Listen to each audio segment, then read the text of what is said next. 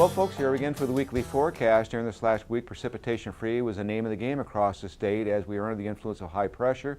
We did have a cold front that did move through the state, left the precipitation to the north of us, but did bring some very cool conditions into the state during the Wednesday morning time frame. In fact, we did drop below the freezing mark at a couple of our mesonet locations in the western Sandhills and around the Alliance region.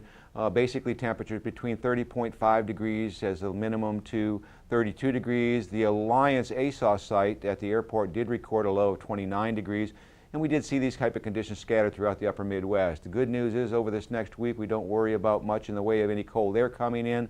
We only have concerns of major across the United States is with what will happen with Irma. So as we go to the upper air models, what we are going to notice is high pressure system aloft in the atmosphere will keep us high and dry for the most part.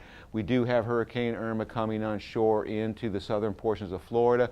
At the surface, high pressure system firmly in control. Just a weak little wind shift line moving through the northern plains. Might generate an isolated sprinkle across northern Nebraska, but I think the atmosphere is too dry for most of it to even make it to the surface.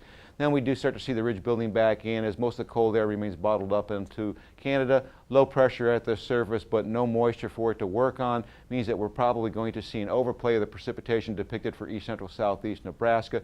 Heavy precipitation all the way across the southeast as we start to see Irma making its way up into the southeast on Monday. That's where the heavy precipitation with this upper air low will be for our region. High pressure firmly in control and a warming trend for us. We will be well back above normal as Hurricane Irma moves up the eastern seaboard. Heavy precipitation, a little bit of monsoon moisture into the southern Rockies. As we get into Tuesday, high pressure system tries to push eastward, but with Hurricane Irma, they may be stalled out a little bit. The heavier moisture moves into the mid-Mississippi, Tennessee Valley region, in low Ohio Valley region, and up the eastern seaboard. Back in the central plains, we're looking high and dry. As we get into Wednesday, we start to see a trough starting to push its way toward the Great Lakes. This may actually bring in some cooler air to the Great Lakes region, but for our region, we're starting to see low pressure systems develop in the west of us and the east of us, but nothing in the way of moisture for it to work on. Only thing we'll have is the remnants of Irma sitting over the eastern Corn Belt, and we start to see on Thursday this trough deepens somewhat, so we're going to see some cold air moving into the Great Lakes, but for the western Corn Belt,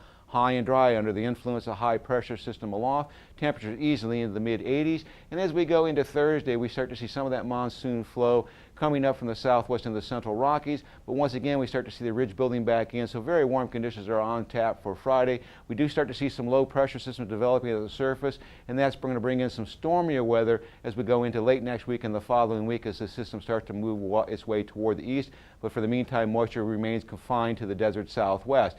In terms of temperatures for next Thursday to the following Tuesday, very cool conditions to our east, warm to our west, and in terms of precipitation, a very dry pattern for the eastern half of the United States. With that trough coming in, it looks like precipitation will start moving in as we get into next weekend.